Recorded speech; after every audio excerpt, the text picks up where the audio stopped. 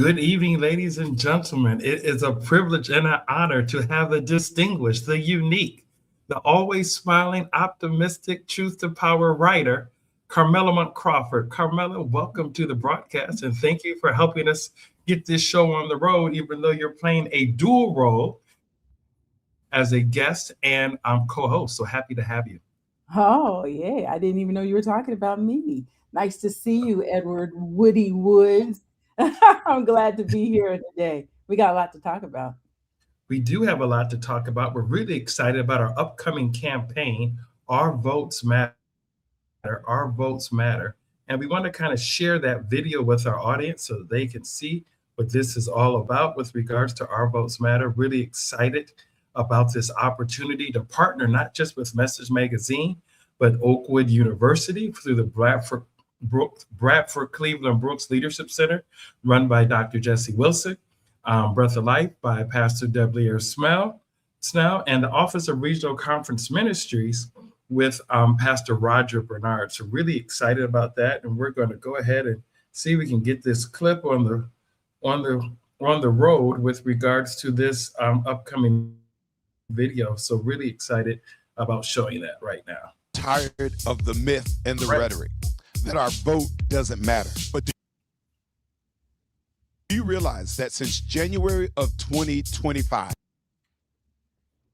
policies have been implemented that caused African American unemployment to double, and yet the myth continues. That same myth is erroneously believed. Even with Medicaid funding is being cut and necessary financial aid to insurances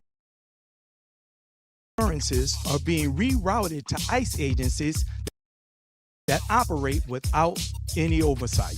Laws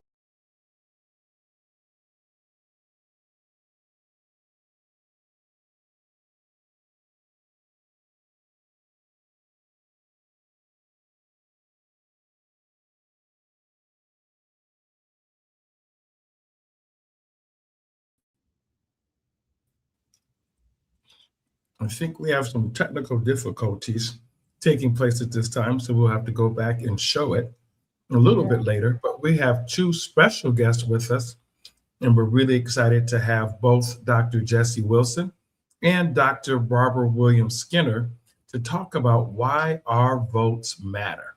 And so at this time, we want to welcome to the stage Dr. Jesse Wilson is also the PELP director, the Pastoral Evangelism Leadership Council director as well. So he wears many hats, as well as a professor at Oakwood University. Dr. Barbara Williams Skinner is with Faith United to Save Democracy. She's with the Skinner Leadership Institute and the former executive director of the Congressional Black Caucus. So when you want someone with status and weight, everybody calls Auntie Dr. Barbara to the house. So very happy to have her as well. But let's talk about our votes matter and why they matter. And we'll pitch that to Dr. Jesse.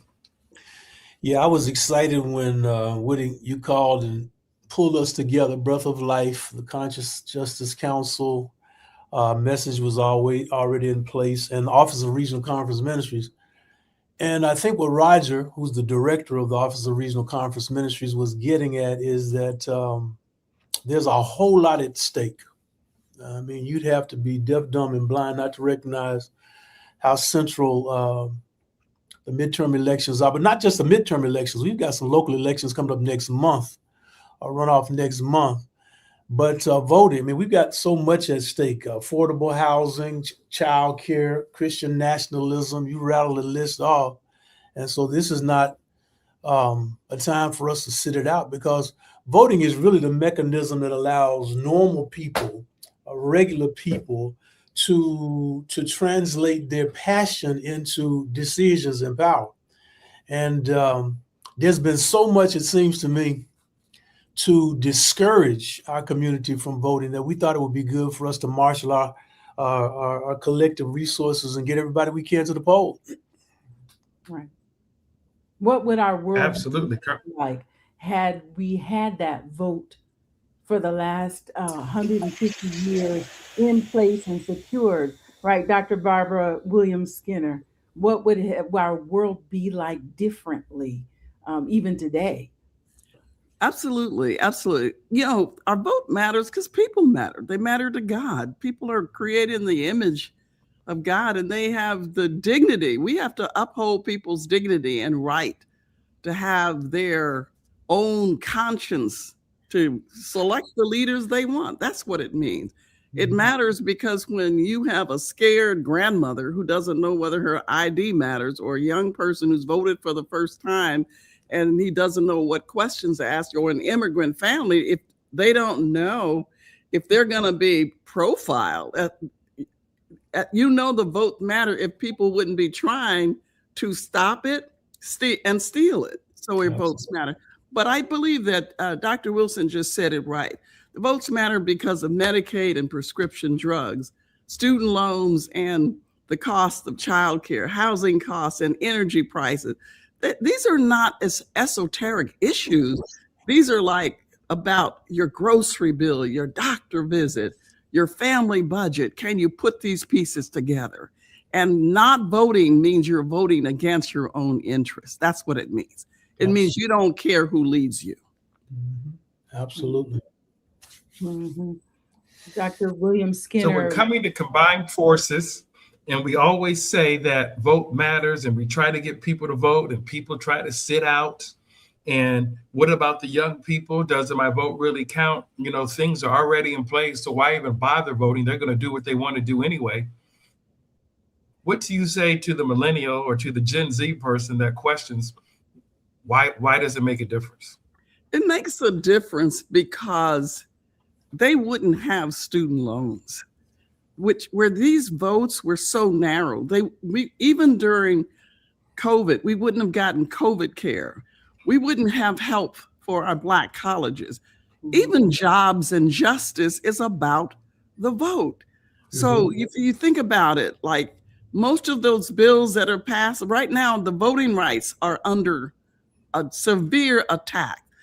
Right now, people are trying to keep your grandmother and your grandfather, who may be sick or in a nursing home, from mailing in their ballot. If you are a millennial and you are Gen Z, you're 140 million. There are only 60 million people who are baby boomers, who are you call elders, right? So if the young people don't vote, we don't have a future. Period. Yeah. You know, from where I sit on this campus, this HBCU, I'm in the religion department, and we try to teach the young folk that citizenship demands responsibility, and particularly our religion and theology students. Jeremiah told us we're supposed to seek the peace of the city, and we need to do everything that we can to make things better, not just nationally, but locally.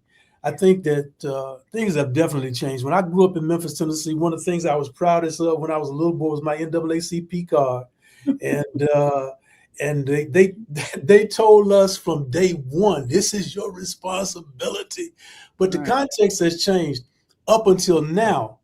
And you ask, the young people around here have seen their Haitian brothers and sisters on campus fall prey to some of the foolishness that we see on the right wing. And so that brings it home immediately when you see your classmates who can't get back on campus, when you see their relatives who are afraid to go to the grocery store, when some of them, they're afraid to go out themselves in their local communities. And so some of the things that have happened recently have brought the necessity to vote right into their laps. Exactly. Yeah. Can I ask you a couple of questions? We got Dr. William Skinner and Dr. Wilson, if you want to jump in here as well. But first, for you, Dr. William Skinner, your organization prepares poll chaplains and peacekeepers. Yes. And I thought that was interesting. I've served as a election watcher and backdoor, helping people, but I have never seen a poll chaplain and a peacekeeper. How long have you been doing it, and why do you do that? After George Floyd was killed, in 2020, we began thinking everybody's vote is at stake, not just the Black vote, which we traditionally focused on. So we started organizing Poll Chaplain in the 2022 election. This is our third election. We've organized about 1,000 across Arizona, Georgia, Michigan, North Carolina, Ohio, Pennsylvania, Texas, Virginia, and Wisconsin, all the battleground states. And why are we doing that? Because no one should be fearful of voting, but people are. There's so much fear in our nation now that some people will not even go at the thought of ICE at the polls. Mm-hmm. So we have ordained pastors as in their clergy collars, creating a calm, moral environment, a welcoming environment for people who are fearful, right? And lay leaders. You don't have to be an ordained leader. Student leaders. We have community leaders. We have labor leaders from the labor unions and others helping us at the polls. And what do? They de-escalate tensions. We have a 90-minute training. We have done two. We have two more, 28th of September and the 15th of October. What do you learn there? You learn how to de-escalate a conflict. We do role play scenarios. What if? We know that ICE is illegal. Federal law prohibits ICE from being at the poll, but this is a lawless time. Psalms 11 said, when law and orders have collapsed, what should the righteous do? It says the Lord is in his holy temple. So we have to go out there in the spirit of Christ and stand for those who are vulnerable, stand for those who are fearful and say, we are here. We send people out in buddy system. So you don't even have to go by yourself, right? And serve for 3 hours. It's just like someone said, well, what do we do? Well, if a guard at a jewelry store is there just in case somebody comes to rob it, we're there just in case bad things happen. In the last two elections, we've seen people intimidated. We've seen people profile. We've seen people with guns in Arizona and Ohio and Texas and other open carry states. But because we had pastors there and others in their clergy collar, people knew, okay, it's okay to be here. They have a right to have their guns, but we have a right to vote. Let me ask you as well, both of you, talk to us a little bit, really briefly, about something that I saw also on your site regarding the spiritual mandate for voting. Dr. Wilson, you said this was something that was taught for you, and perhaps you're teaching your students as well. What is the spiritual backing for the whole push to vote? Yeah, well, one of the things I just mentioned is that practically speaking, we believe and we kind of teach that citizenship demands responsibility. And since we are on a religious campus, we double down and tell them they have a responsibility, according to Jeremiah, to seek the peace of the city. And so I think what was exciting about this push in July and in August, we are in the education mode. We're talking about the Our Votes Matter drive. And then in September, I should say, actually July through September, then October and November, we'll be trying to mobilize as best we can. I'm really excited about the Poll Chaplain's possibility. I'm glad you all brought that up, because that seems to resonate immediately, especially in an area like ours with so many active and former pastors. But that's it. Yeah, Carmela, I think the principle of it is that we're here to be good and to do good. Skinner, is there anything you can't say it clearer than that? There are 2,000 verses of scriptures on God's concerns of the poor. He's not asking us, he's telling us the way you treat the poor is the way you treat God. And if the people whose votes are suppressed are not middle class, they're not in gated communities, they are poor, they are vulnerable, they're in housing projects. So it's our responsibility. This is not a request from God. It's not a suggestion. It's not an option to care for those who can't speak up. Okay. Proverbs 31 says, for those who can't speak for themselves. That's the mandate. Absolutely.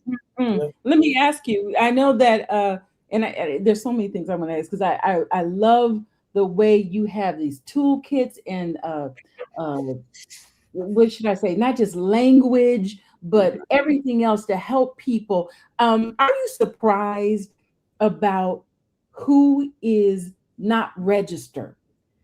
Our assumption for so long is that maybe the young people sit out. When I'm looking on your website and some other things, I'm seeing that the age group that has the highest rates of being unregistered is 35 to 44. Absolutely. Does that surprise anybody but me? Yeah, surprised me. It's not a surprise. You know, people are getting, we have not been spending a lot of time educating our people, giving them their history, letting them know how powerful we were, letting them know how we got here. So I think that doing the toolkit was just simply a way of saying, we've been here before. We know how to do this. Look, we had more people unregistered in Texas than the president won by in 2020. Okay.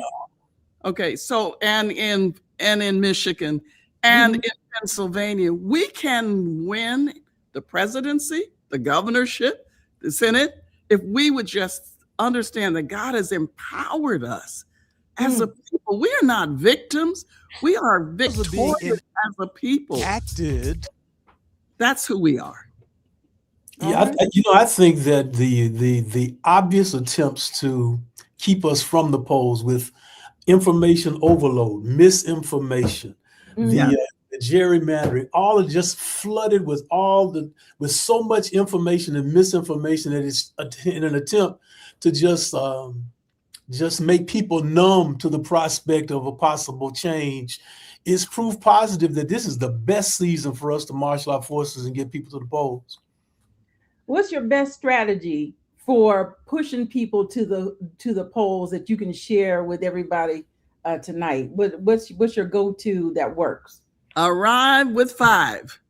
Everybody has a 5, a friend, a neighbor, a coworker, a classmate, or family member who are not planning to vote, but they will go with a trusted person.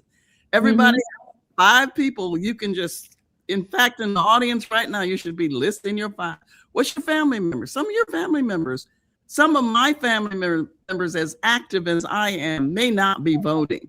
So it's my responsibility to deal with my family, deal with my neighbors, my classmates, the students that I know, the friends that I have. Take them to the polls. Absolutely. Everybody could have that assignment. That's how we do it. We have 90 million people who did not vote in 2024. 90 million. Okay. Those are alienated voters. Dr. Wilson talked about them.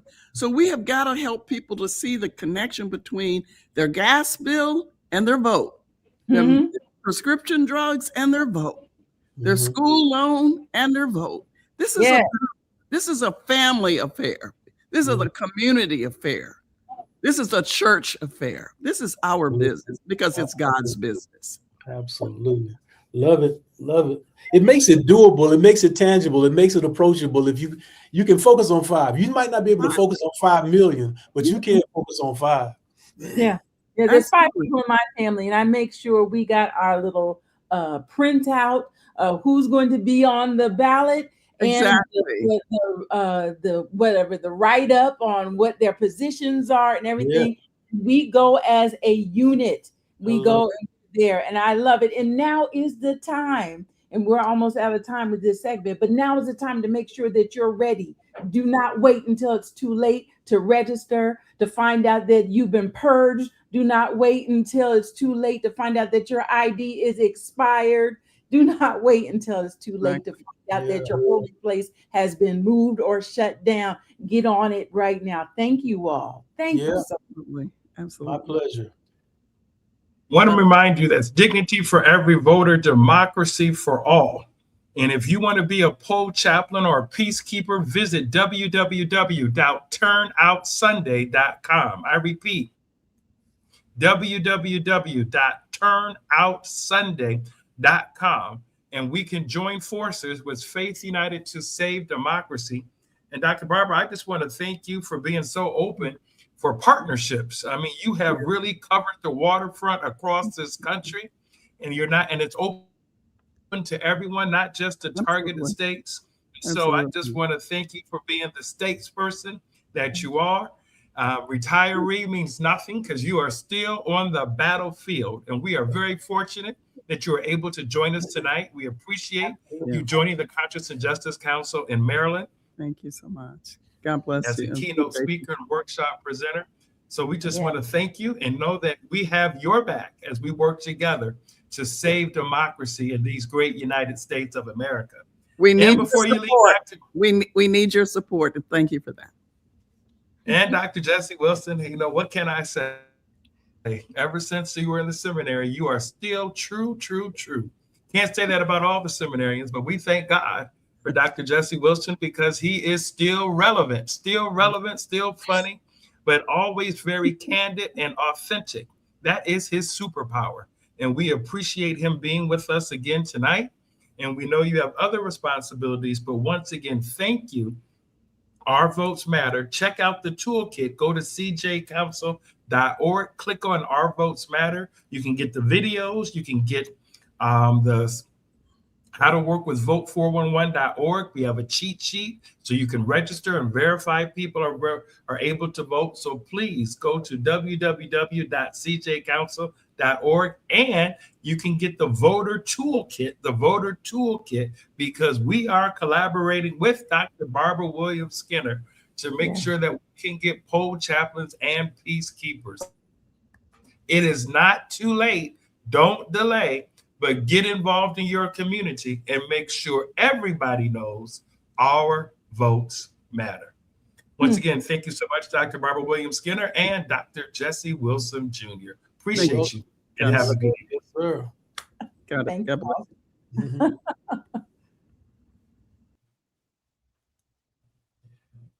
We are very fortunate, Carmela, to have a distinguished scholar. You know, so many times when you're Oakwood University president, you forget that you have an academician in the house. Come You know, a on. gifted preacher, a gifted teacher, but a scholar, someone who loves research, someone who doesn't mind getting into the weeds, having been over to 60 countries to present, having an MBA, an MDiv, a DMin, and a PhD. I mean, we are very happy to talk about truth and lie with none other than the author of Truth and Lie. Dr. Leslie N. Pollard is in the house, and we are excited to have him here to share about his upcoming book coming out September 1st. And we got to cheat and read it, Carmela. We couldn't read it all, but we got to cheat and read it for ourselves. So without further ado, let's welcome Dr. Leslie Pollard. Yes. Welcome. Uh-oh. Are you on mute, Dr. Pollard? We can't hear you. And we want to hear you. Still not.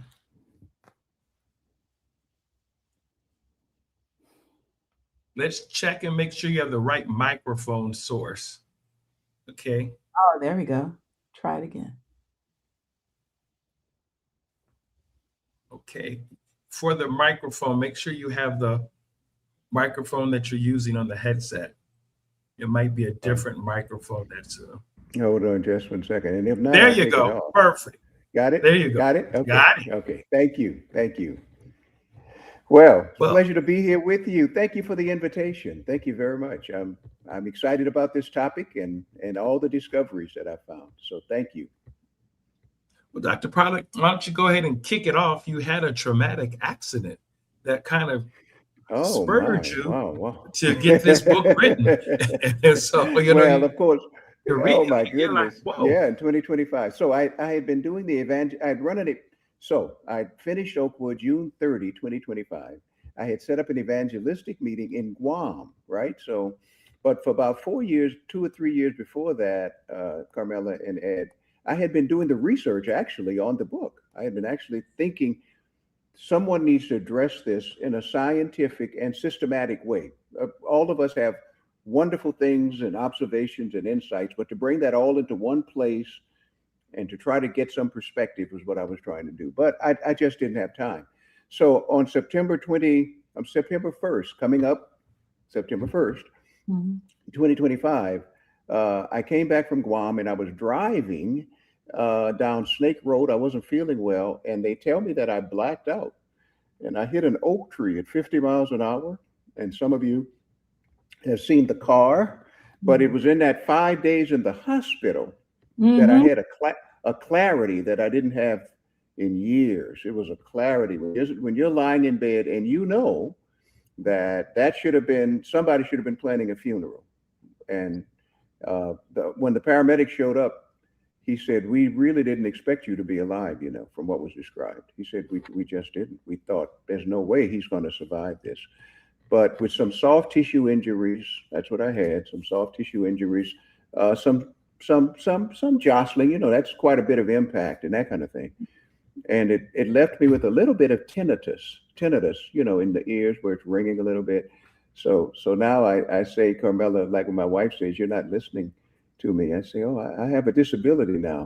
So you gotta have compassion, Ed, on people with disabilities. You gotta have a compassion. So anyway, it gave me an opportunity. It did. It gave me an opportunity though to really clarify it. So that accident, the Snake Road, as I say in the book, this is the road that almost stopped the book from happening. But September 1, 2025. And the release date was on purpose because I was saying to the devil, you missed your shot. You know, you had your shot, you missed it. So on the day that I was shot at, I'm shooting back September 1st. I picked September 1st on purpose for that reason. Do you feel, maybe I feel a little sensitive asking, do you feel this is part of sort of a spiritual warfare kind of experience? Oh, absolutely. Yeah. No, please don't feel sensitive. No, absolutely. Absolutely. Everything we should do, whether you eat or drink or whatever you do, right? The seed or whatever part, whatever you do, you should do it to the glory of God. So absolutely. I mean, so I was given the apparatus to do the work too. See, that's the other side. So you have to say, within your stewardship, what are the gifts that God has given you to do the work that needs to be done? And I had a friend of mine say to me when I was a young preacher, and you know, I used to tease the young people like I say, y'all may not believe it, but once I was hot on the youth circuit. Once I was a hot youth preacher. I was at one point. Okay, but so I was in England preaching, and Carmela, a gentleman walked up to me and he said, do you write anything? I said, not really. I just spend my time preaching. He said, you speak like a writer. That's what he said. He said, you talk. He said, I can tell by the way you talk, the way you put sentences together. You talk like a writer. He said, now I'm going to say something to you and I hope you never forget it. And I haven't. In 45 years, I haven't forgot it. He said, if you want to inspire, preach. But if you want to influence, write. Right. That was Dr. Jeff Brown's dad who told me that. That was Dr. Jeff Brown's dad who told me that, who said that. And I remember that. He said, if you want to inspire, preach. He said, there's nothing wrong with that. Some people, that's what they do. He said, but if you want to influence, he said, you got to write, because the writing will go places your preaching never does. The writing will get to places that, Carmela, I'm sure your articles get to places that you never have been to. Right. So, yeah, your mouth to God's ear. Well, this is what Dr. Pollard, this book, Truth and Lie, Finding the Naked Truth in a Dressed Age, said how the subtitle, How Prophetic Adventism Answers Christian Nationalism. And so you and I, I remember that you let me know we that were talking about this one day, remember? Christian nationalism. And as you said, there are so many people who are discussing it from different angles and points of view. It seems to me from the subtitle that this, you are taking this from a prophetic standpoint. Am I right? Oh, yes, absolutely. You're absolutely right. And the recognition that for all of the conversation, the one group of people who have addressed this beginning in the 1800s were Adventists. When the National Sunday Association and others, Adventists were on the march. So when you talk about a tradition of facing this, Adventists had a tremendous one of the things I document in the book, we talk about the 1888 General Conference, right? And that was the one where righteousness by faith, right? I don't want to get too much into the weeds, but the righteousness by faith message, Woody, was the center. Okay, so that ends on November 4th, 1888. December 13, 1888, that same A.T. Jones, who was standing for righteousness by faith, was testifying before the U.S. Senate. Not a month later. And why? Because you can't legislate righteousness either. So you can't earn it. That's Minneapolis. But in D.C., you can't legislate it either. And so I kind of tease those things out to say these things are not separated at all. They're not separated at all. Well, your book has received critical acclaim as it relates to Christian nationalism. And we would be remiss if we didn't share someone who has given you a great review of your book. And so we want to go ahead and give him that opportunity. Couldn't let the cat out the bag, but we want to make sure that we got the good Reverend Dr. Rob Schenck. Look at Rob. And you got me. Rob, go ahead and share your thoughts. You got me, boy. You got me. And from whence you've come. Well, and first, let me say what a pleasure it is to be in company with all of you, but particularly to be next to the eminent Leslie Pollard, whom I've come to know and admire in a very short span of time, and that's saying a lot about this man and his ministry, but also his manner. I can see he's not just a scholar, theologian, church leader, but Dr. Pollard, you are a quintessential shepherd of souls. You care for the person, and it comes out in everything you write, and just the character of your ministry over so many decades. Thank you. So it's been a pleasure to read your work, and what a contribution this is. Now, I'm going to say right out of the gate here that I know of what you write because I experienced it. I was part of the movement that gave birth to this really monstrous form of anti-truth. Let me put it that way.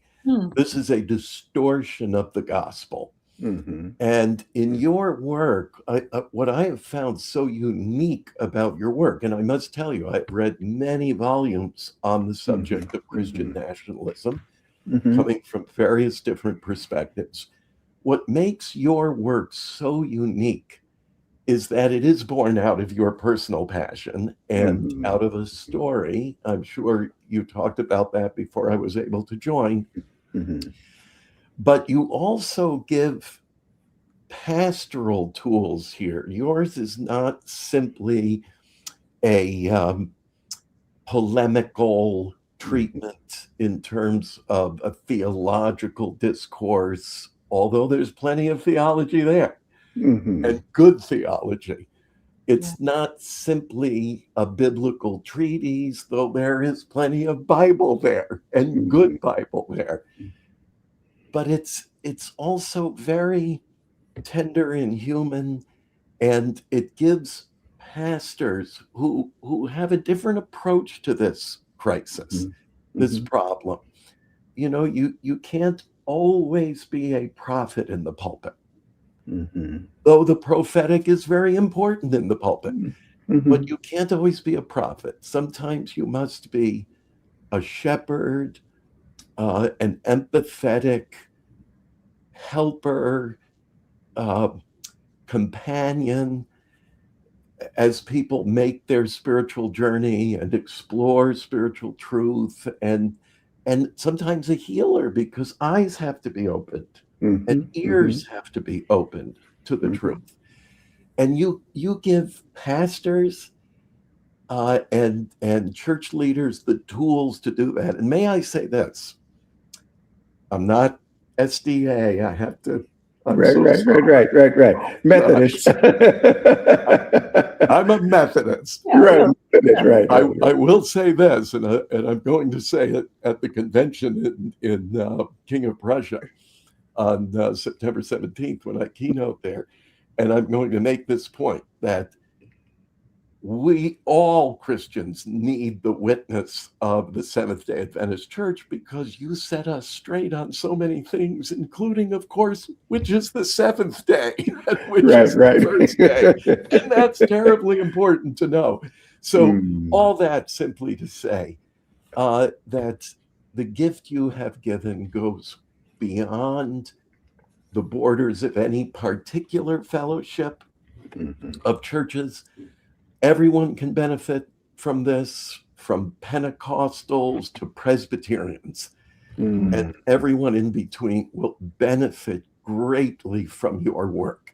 Thank you. And that's, I'll let others treat all the other elements, but that's Yeah. how I see it. And I applaud you for it. And it was a great honor for me to do an early read of your work and then to give you a blurb for it because you made it so simple.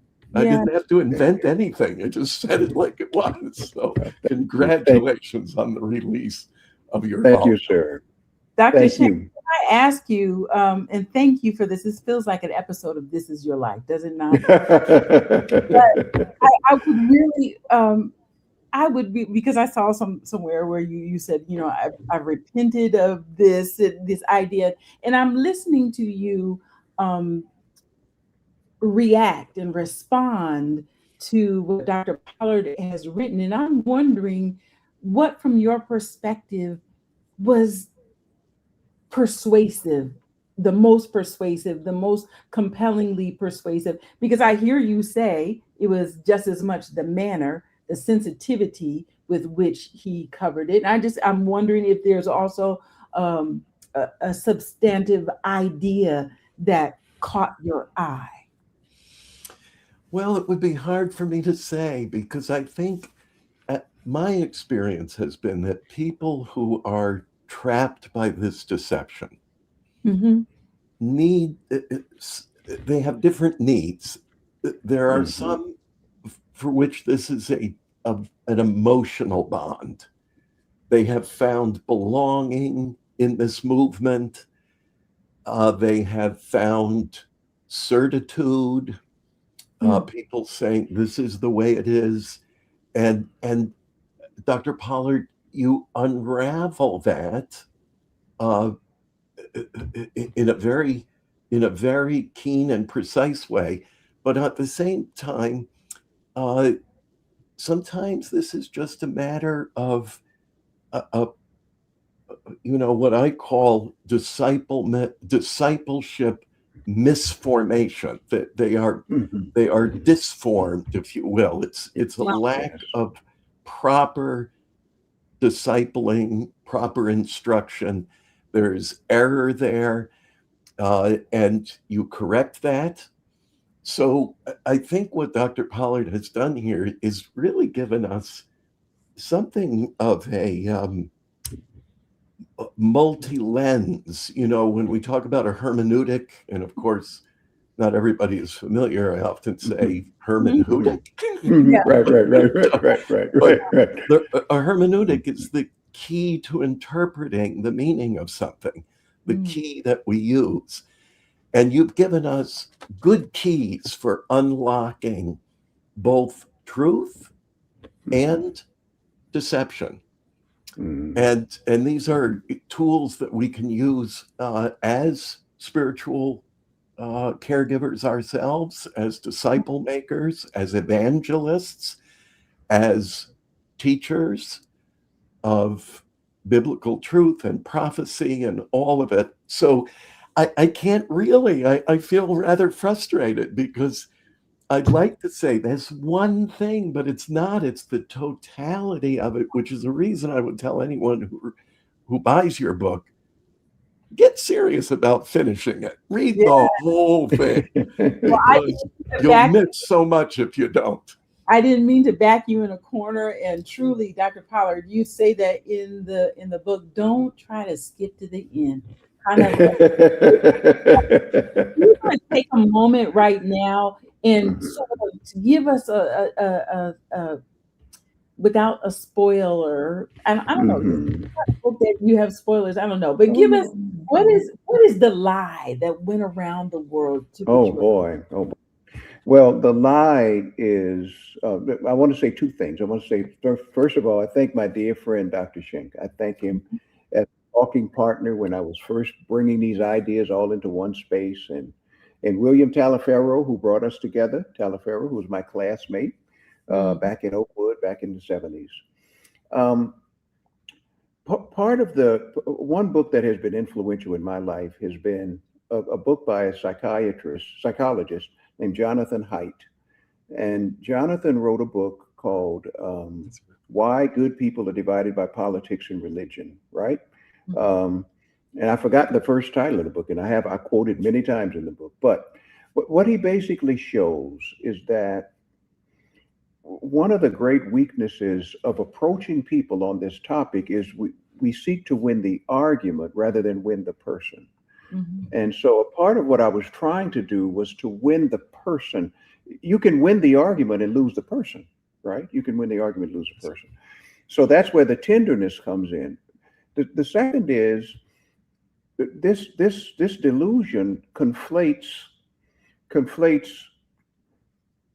the aims of the state with the goals of the kingdom. And those two things, and Jesus said very clearly, my kingdom is not of this world. It's not, right? Right. But it uses a vocabulary, patriotism, God, country, Lee Greenwood, I'm proud to be an American. At least I know I'm free. I won't forget the men who gave that right to me, and I'll gladly stand. I mean, it's a beautiful song. The music, the melody, everything, its structure and all. Okay. But patriotism, appropriate patriotism is not nationalism. And so, but people don't often see that. So part of what I was trying to do in this work was to say, let's go back to what the gospel actually calls us to. And then let's respect and love the people. Even if we are in different poles, we need to be able to talk. I remember I had a gentleman who was here. I don't want to tell too many stories. I got 100 stories in the book, but one of the stories was a gentleman was here doing some work for us on the house. We live out in the country, so I live out in Trump territory. I'm in Athens, Alabama. That's Trump territory. Period. Okay, so he asked me a question, and I answered the question in a way that he liked. It was a question about morality. And he liked my answer. And this is what he said. He called his son and he said, "Hey, John, yeah, the righteous mind. That's it. The righteous mind. Why good people are divided by politics and religion. Thank you so much." And he called his friend over and he said, Come over here. He's one of us. He's one. A single answer, a single prism. We agreed on that. And suddenly I was one of them. Okay. And I thought to myself, how do I help him move beyond that and begin to view life as a whole? But he was a single prism. There are lots of people like that. The second thing I think that's important is, and I don't let the left off the hook. No, you don't. See, right, because see, when we, some of us on the left, when we attacked everything that people considered to be the foundation of humanity, of morality, of governance, of all of that was dismissed and shuttled off to the side in the 60s and the 70s, it left a vacuum. And by the time you get to the 70s, Jerry Falwell, Heritage Foundation, they say, you know something? Those people are wrong. We got the answer here. So Haidt also talked about the 6 moral foundations, the moral languages that people speak. He said that the left consistently speaks 2, care and equity, but it doesn't speak the other languages, family, authority. You see, the other 4 languages matter too: sovereignty, community. It doesn't speak any of those languages. And so into that vacuum, Christian nationalism actually steps. And just because these values were dismissed didn't mean that people stopped believing them, as we saw in 2015, 2016. A lot of people were looking for someone to say, wait a minute, whether the person practiced it or not, whether he believed it or not, whether he lived it or not, the language being used was a language that people were resonating with. And of course, the last point I would make, I cite Haidt on one section. He talks about the elephant and the rider. The elephant being moral intuition, the rider being the rational mind. He said, and often we want to think that the rational mind is guiding the elephant, but the elephant is going with where it resonates and what it feels and what it eats and what it sees. He says, and then the rational mind, it is no longer in charge, but the rational mind becomes the press secretary for the elephant, explaining why the elephant is doing what it's doing. And how many press conferences haven't we seen? Yeah. How many press conferences have we seen explanations for things that we say, wow, how do you stand at the mic and try to explain that? But that's what a press secretary does. It explains where the elephant goes. The elephant follows its resonance. It's an amazing analogy he uses. Yeah. Well, Dr. Pollard, I really appreciate the analogy, but tell us once again, your book is coming out September 1. How can our listening audience get your book? Okay, so it's coming out September 1, and of course, it's up on Amazon right now. So I had, like, on my little thing here, a little QR code. You can, take a picture of it and then buy it, after Sabbath or some such thing. But if it wasn't a Sabbath, I'd tell you, you could buy it. So with that said, though, Bob appreciates this because he's at Hebrew College. So, so that being said, though, so September 1 is the release, and it's I think the way it's written, it has resources for pastors in it, resources for congregational leaders to have discussions about this. Oh, by the way, we've got a young researcher. I cite her in the book. We've got a young researcher from the University of Alabama, and she uses the basic tests of Christian nationalism. Those 6 questions that the scholars use. Do you believe prayer in public schools? Do you believe 6 questions? And she administered that survey in Northern Alabama. And guess what? 34% of the Black people that she interviewed qualified as Christian nationalists. 34% of them. Now that's something that should cause us to pause. Now, when you don't call it Christian nationalism and just ask the questions, what she said was, if you answer 4 out of the 6, out of Whitehead's survey, you qualify. Right. Fascinating.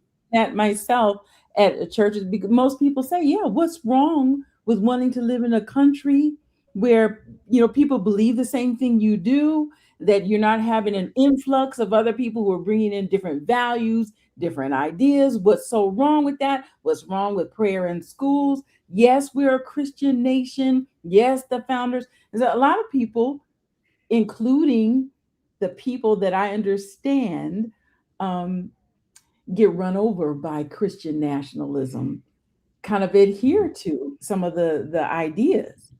And absolutely. I know we were probably about to move on, but I wanted to ask you about what you think personally when you talk about, do I say his name? Haidt? Jonathan Haidt. Haidt. Yeah. When you talk about his ideas, sometimes that leaves me feeling as maybe I wonder where the Black community fits in, because there are many people who are conservative, yet some, our antennas are up because we see there was a study by PRRI the last 2 years, right? Right. And Right. 4 correlates with Christian nationalism, anti-Blackness was one of them. Mhm, And so mhm. for me, there is going to be a very aggressive pushback. But here you're asking us to take it slow and let's talk about it. It's not just anti-Blackness, but anti-Semitic and anti-Muslim, traditional gender roles. So help me with those kinds of things, because I don't think that my community has left a void, but yet we're getting run over. Well, my book is full of proverbs, and one of the proverbs is a Zimbabwean proverb: "When the elephants fight, the grass is trampled." Okay. Okay, so there are many scholars who actually say, if you think about Christian nationalism, it is really a fight, a war between the white right and the white left. Hmm. That's over what kind of country. It's a war within the majority. What kind of country are we going to be? With the right claiming the the founders were Christian, and the progressives saying that was never ever true, etc. Mhm. And others are caught in the crossfire of that fight. And there's a strong argument for teasing that apart and helping people see that in some ways you are actually not only ancillary as a minority of ethnicity, of religion, you're not only an ancillary, but you will also be a victim of this. So you have a stake in how this fight turns out. Hmm. And then we need to be able to name the elements that directly impact us. You know, in every survey, Black people are found to be among the most religious in the country. You know that in almost every survey. And to some people's surprise, Woody, the most patriotic in the country. Hmm. Interestingly, some of the most patriotic. And so when you begin to conflate the cross and the flag, June 6, 2021, you see the cross and the flag. When the Capitol is invaded, they're carrying the January. cross and a flag. Mhm. And you have, I think it's chapter 3, I show the correlation between violence against minorities and religious nationalism globally. So what we saw really fits the design of religious nationalism, in this case, Christian nationalism, around the world. And there's researchers who have teased that out. So as Christian nationalism rises, incidents of hate, of violence, and all those things are going to follow that ascendancy. So we've got a lot of skin in the game, Mhm. and but I never want to lose sight of the people, as my dear friend Dr. Schenk points out, who are caught, and often. I mean, I tell the story in one of the chapters of the grandfather when the girl comes home from college, and she's I tell the story of the grandfather, and the grandfather is listening to the preacher, and in the cadences of a revivalist, he's talking about our country and we need to take it back. And the grandfather is nodding. But the young lady who has just come back from college, she says she knows there's something about that that doesn't ring completely true. The founders were Christians and the da da da da. But she knows that that's not complete. And how do they even have a conversation? Because grandpa Mhm. is resonating with something that is being lost. Right. And I believe, Rob, we got this lady in the Adventist Church called Ellen G. White, and we love her writings. I And know one of I the have her on my shelf. okay. And one of the things she says is Christ's method alone will give success in reaching the people. Mm. And what did he do? She said he empathized with them. He sympathized. He ministered to their needs. He won their confidence. Then he said, "Follow me." Mm. And sometimes when political partisanship divides us, it's hard to do that. But that's what children of the kingdom are called to do. That's what we're called to do. Once again, we'd like to thank Dr. Pollard for coming on. Want to remind you that the book will be available September 1st ebook on Amazon Kindle and Google Play Books. And please, please, please, you see the QR code. He was very strategic to put the QR by his ears to make sure we are listening to how to get the QR code. So please get the QR code and look at the book. We have some other guests that are here that will be a part of the Conscience and Justice Council. So Yes, I Dr. will be. Pollard, we once I again will want to be. thank you for being with us and look forward to engaging you more in the near future.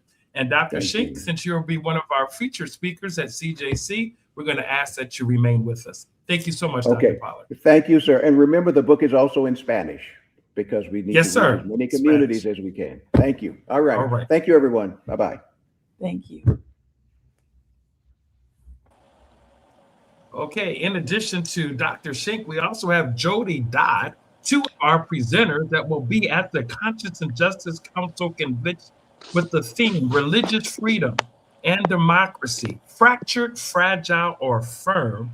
And we are so grateful to have both of you with us, Dr. Shink and Sister Judy Dodd. And Dr. Shink, we're going to just go straight to Judy Dodd and come right back to you. Jody, I'm sorry, I said Judy. Jody, you are a restorative justice facilitator that works in the Philadelphia DA's office. How does that work? I thought you were supposed to prosecute me. I can't hear you. You can't hear me at all? Okay, can you check your speakers and see if they're on the right source? Because everyone else can hear me. Oh no, I don't know. Because we hear you. I don't know if you can hear me. The sound, I heard everything from the previous show, which was wonderful. So maybe I'll just go for my cue from Edward, who was like, "Let me share with you a little bit about what we're going to be talking about at the council." Hopefully that'll work. And I wish I could hear you all, but I can't. So my name is Jody Dott. I am the restorative justice facilitator at the Philadelphia District Attorney's Office in Philadelphia, obviously.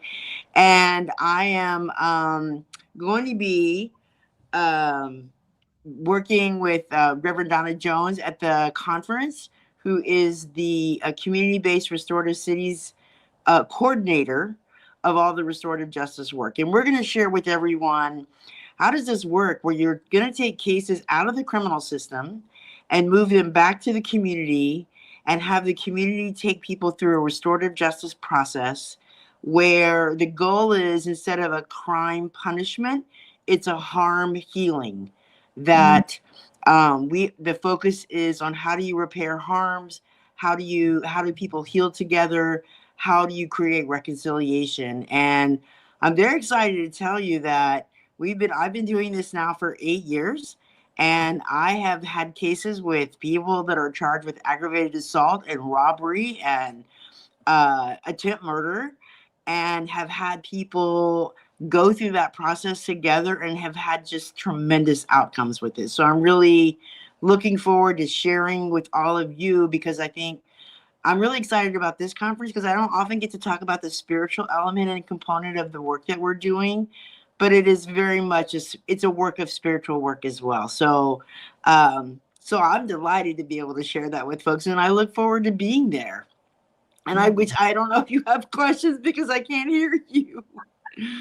No, well, you did an excellent job of giving a teaser so people know what to expect with your presentation. I know you can't hear me, but you did a great job teasing us about restorative justice. I'll see you there.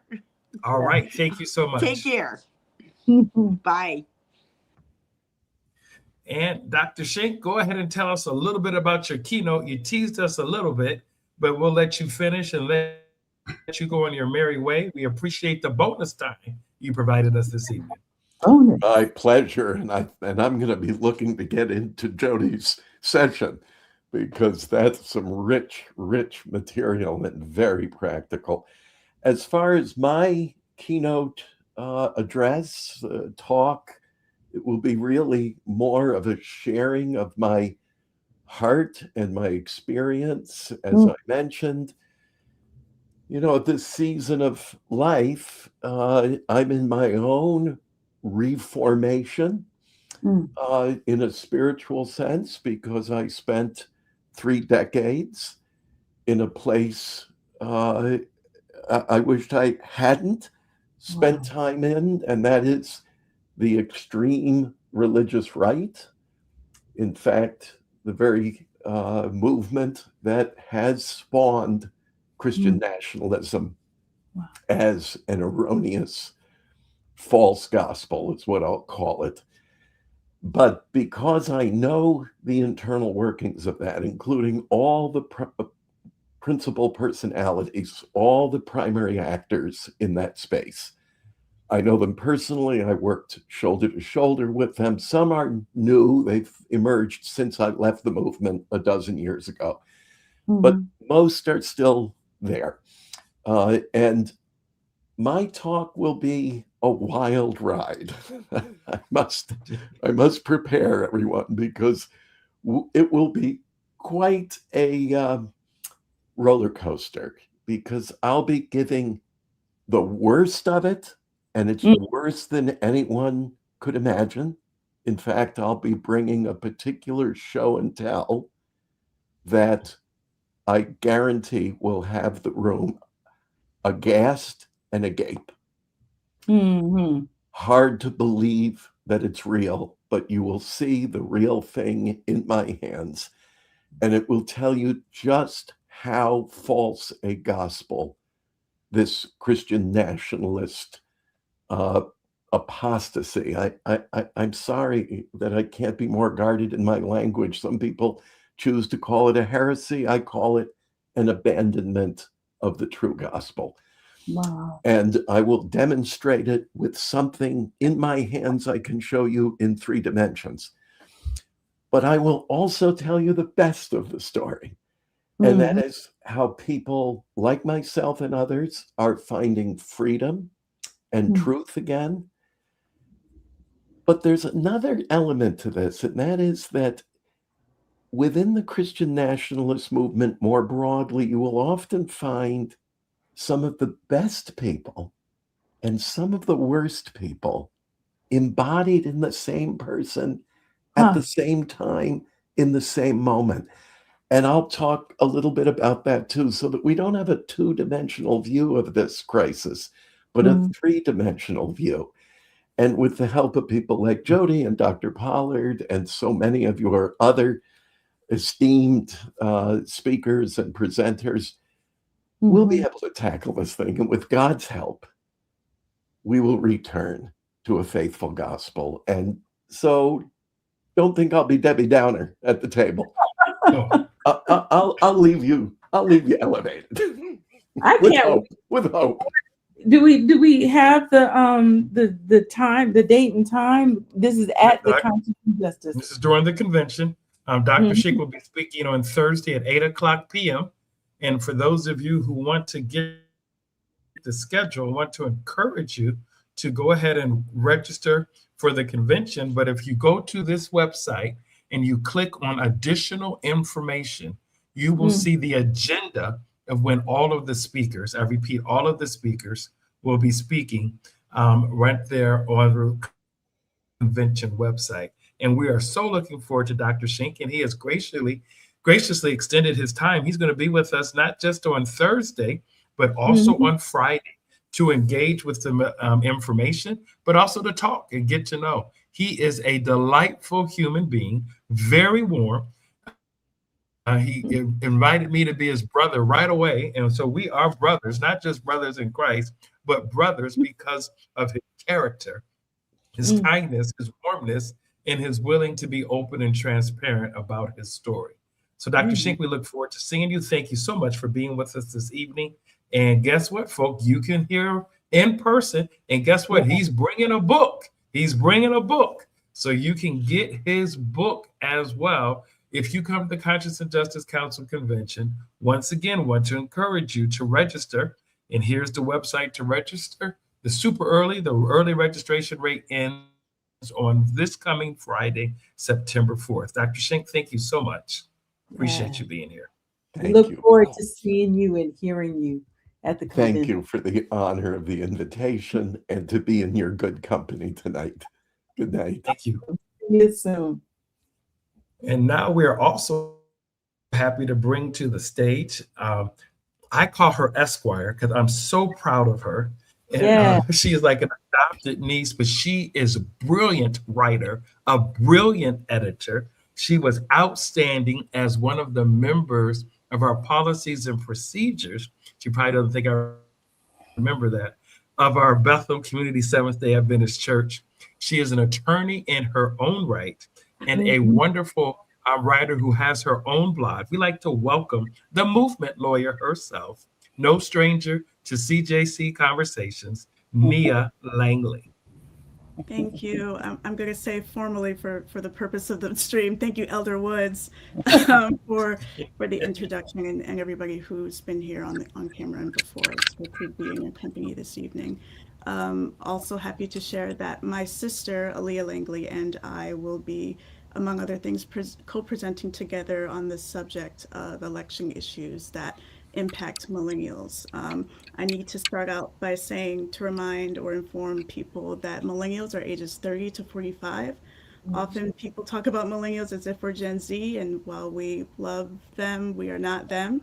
And so there are a lot of issues that are relevant to us. We, as millennials, have grown up for probably the totality of our lives in unprecedented times, probably longing for some precedented times and a new kind of politics. And so we want those politics to reflect the issues that we care about that impact us, but also other generations, and not just us personally, but our neighbors and strangers. And while those impacts may feel different, many of those things are the same. And so some of the stuff we'll be talking about, my sister works in public health. I work currently in housing, is an affordability crisis. We are in a time where people can't afford, frankly, to live. Sometimes even socially, it's expensive to have a social life. It's expensive to have a home. Some people can't afford a home.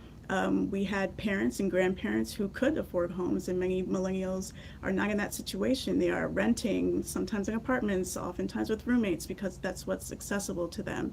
Millennials are in a job crisis, or not able to find work at all, or things that are commensurate with the education they were so strongly encouraged to get. We're in a time, and it's been talked about a little tonight, where while it's not disappeared, racism, bigotry, homophobia, xenophobia, Islamophobia are rearing their ugly heads more prominently. And not just because of this administration. This is something that has been tracked over time, and even our recent history, and in a time where white supremacy is in a more emboldened place, in a more prominent place.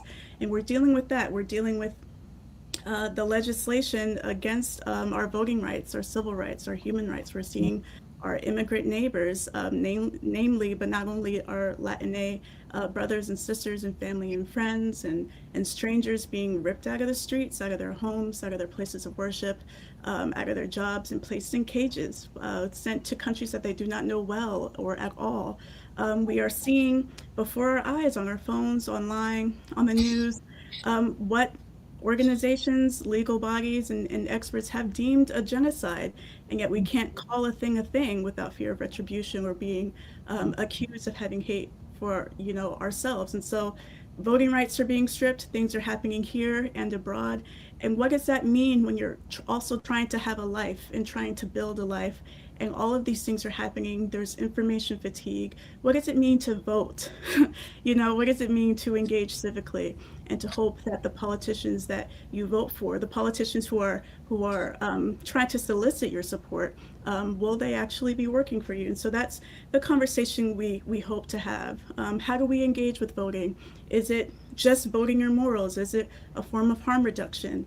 And what can we do to encourage and enter an intra-generational conversation and learning with each other, so that we can also learn from the generations before us, the generations after us, Gen Z, and frankly, whatever generation is after Gen Z, and the people before us, and how does that learning inform how people work for and with each other, so that we can move forward and bring ourselves to a more fair, more equitable, more loving, more just world, not just for us, but for everyone. It's not something that should just benefit us, but conscious injustice working to make this world better for everybody, regardless of your background, regardless of your religion, regardless of your socioeconomic status in what you believe. And so I'm looking forward to having that conversation with my sister, Aaliyah Langley. We will be presenting on September 18th, which is that Friday. And thank you again for the time. Looking forward to it. Also looking forward to Ms. Valerie Lee's presentation as well. I'm intrigued. Well, the reason why we have both of you together is you'll be a panelist for Dr. Lee's presentation. We're very excited to have the Dr. Valerie Lee, Vice Provost for Diversity and Inclusion. I want to show her Buckeye respect because we all have an ongoing bantering between the Buckeyes and the Michigan teams, but the Dr. Valerie Lee from the Ohio State University is going to be here, and she is going to address critical white studies and Black literary voices at the Conscience and Justice Council Convention as a keynote presenter. And we're very happy to have someone of her intellectual prowess with us to share her leadership and expertise and scholarly research on these items. So without further ado, Dr. Lee, share with us about what you're going to discuss at the Conscience and Justice Council Convention. Okay, well, first of all, I do want to say that the OSU Buckeyes are going in the season as #1, okay? Oh, I see you got Michigan green on. It looks like a Spartan fan today. But do you see all that red behind me? It's spectacular. I don't know if my glasses are having some problems, but we receive it. We receive it. Okay.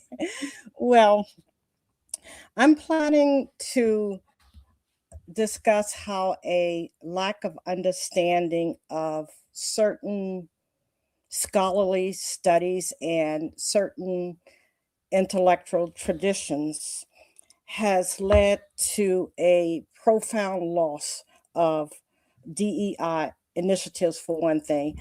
I happen to have been the VP, as you said, of the Office of Diversity and Inclusion. And at the time that I served in that capacity, I do believe it was the largest unit in the country because I had 80 direct reports under me, and that doesn't include all of the diversity officers for all the different departments and colleges on campus. So it was really large. Of course, all of that has been dismantled. And one of the things that I would probably discuss, if there are questions in that regard, are questions in terms of if students still want scholarships, what should they do? How has that whole process changed, and things of that nature because of the profound loss of DEI initiatives.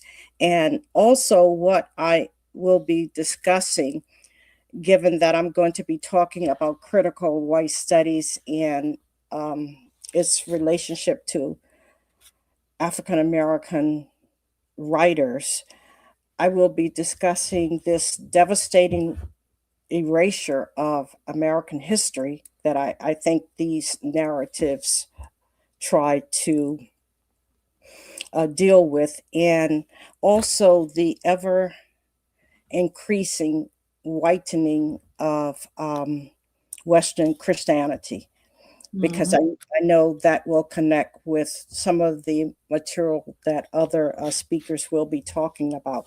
But in general, I'm going to be talking about how whiteness became an unmarked space, an invisible norm, and an unnamed status. And currently, it's unchecked.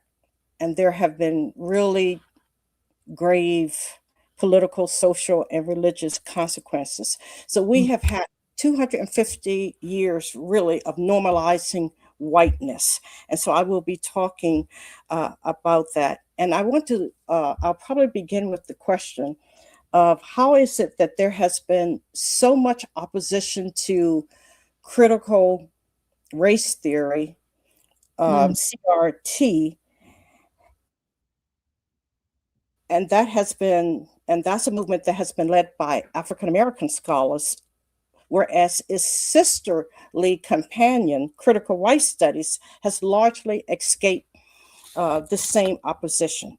So when you look at critical white studies, and I will be showing some of the books in that whole area, its goal has been to end the silence on whiteness and to dispute the notion that race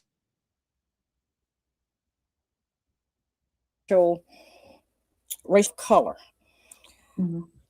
But when you actually look at the work of those scholars, the critical white theorists, they themselves, and they started this around in the 1990s, they themselves argue that not only is race a social construction, of course, but their very ancestors, you know, their immigrant families did not come over here as white people, but they came over here as Italians, as Greeks, as Irish, and they learned to be white as part of their survival in America. So I will be talking about that. I will talk about how we have these books that have been out now for several decades, how the Irish became white is one of them, how Jews became white folks, that's actually a title,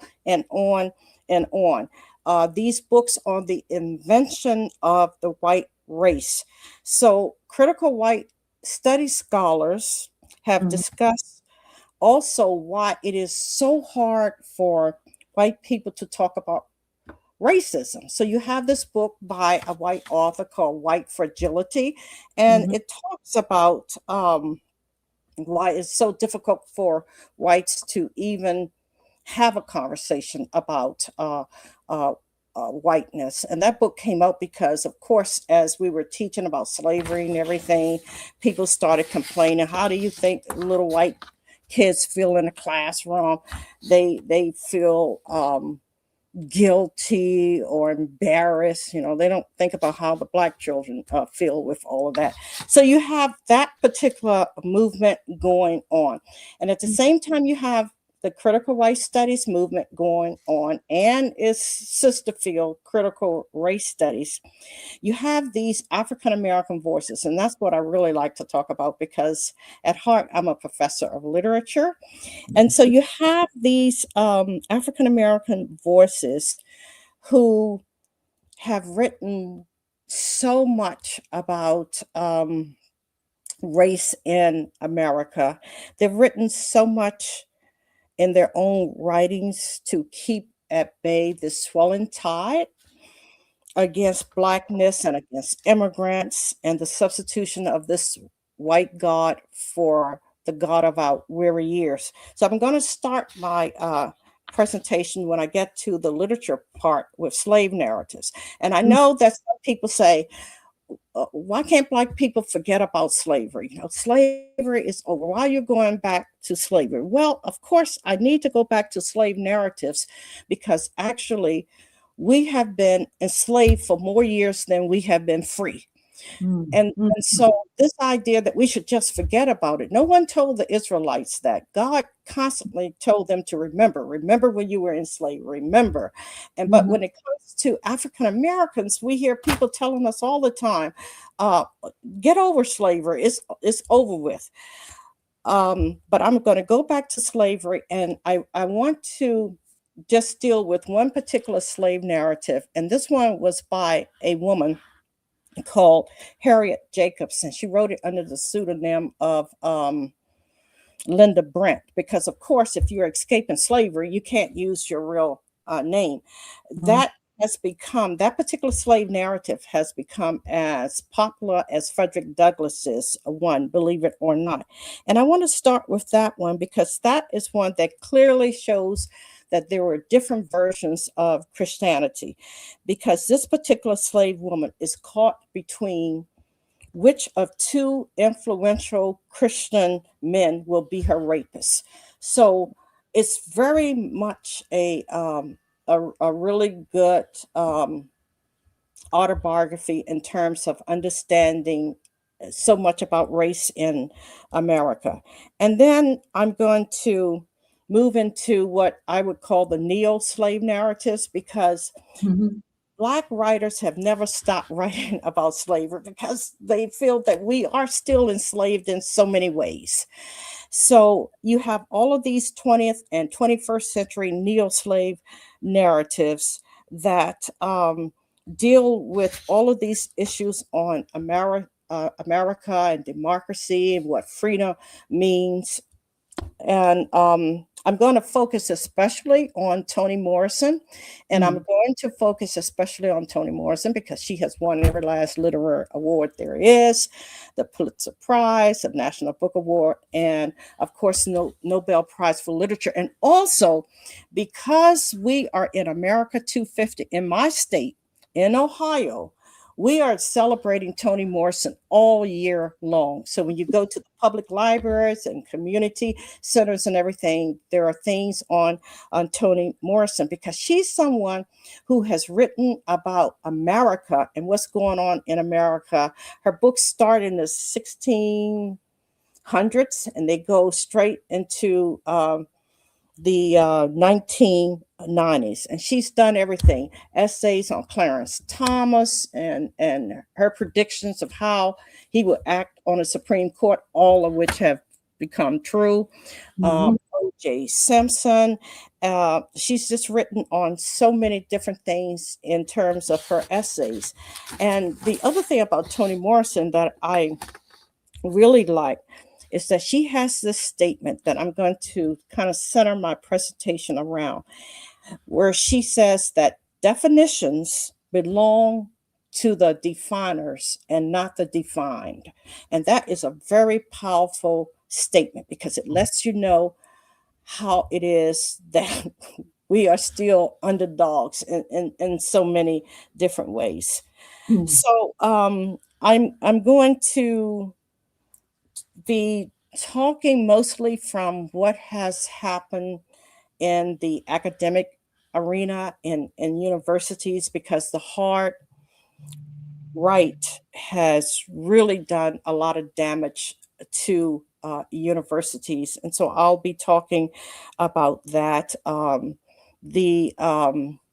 When you talk about America and you talk about democracy, the universities have taken a hard hit. And I think it's because everyone realizes that it's at universities where the future generations learn to think, and where they are given their kind of graduation into the world and to know how they should perform in that world. So in sum, I'm really interested in how is it that to be aware, to be awake has become the negative woke.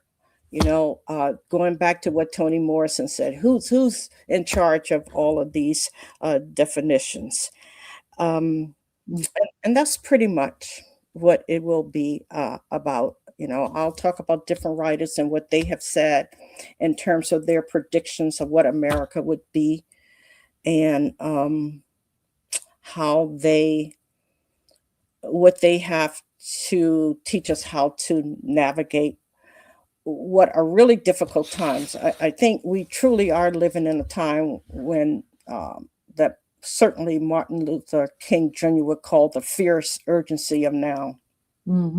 This is like folks who are coming to this particular presentation are getting Dr. Valerie Lee a course, but this is probably like 20 years worth of coursework in one session. You're going to get under her expert tutelage.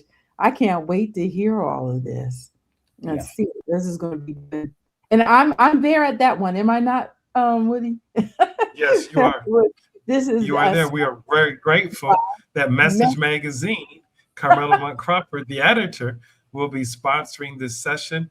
And Nia, I know you have other things to do, so if you have to go, I respect that, but appreciate you listening to Dr. Lee. I thought it might be helpful just to get an idea of where she's going, knowing such an avid reader, brilliant English scholar that you are, with regards to that. So thanks for your patience. Yes. Thank you. I just do have to say first, as an English major in undergrad and one who studied critical race theory in law school, I'm really looking forward to that, Professor Lee. And Ms. Carmela, it's good to see you. I haven't seen you in a while, so I'm looking forward to touching base with you in Philly. And again, thank you as well, Uncle Woody, Elder Woods, for the time. I'm looking forward to seeing you all and everybody else at the CJC convention. So thank you for your time today. All right. Thank you so much. Appreciate you. Movement lawyer. You go. You just go. All right, Dr. Lee, we come in peace. So you have dropped a lot of bombs, as Carmela has already shared. Looking forward to seeing you be engaged with us, and happy that you're staying the whole weekend so that we can see who has the best paraphernalia for their schools. I have to make sure I pack up and pack right to make sure I have at least better items than your husband. That's my goal. Better items than your husband. And my rook partner will be there. So if there's a need to settle a score, bring it. My partner is coming. Fordham will be there. The rook champions. I have to tell you, we're the Oakwood University alumni rook champion. We won. Well, I hope you get some practice in, though. You know, you get some we practice. We don't need any practice. We're ready to go. The trophy is ours. Yeah, you know. But it's good to see. I think, and then, you know, I think you already know what happened. I forgot what your score was, but y'all were knocking at the door and didn't see it the last time we played with Bobby Cochran. Y'all thought y'all saw the sunlight, but it never happened. But it's always good to see you, your husband, and your great children who are doing wonderful things, all Oakwood grads. So it's good to just... Oh, yes, all Oakwood grads, yes. All Oakwood grads.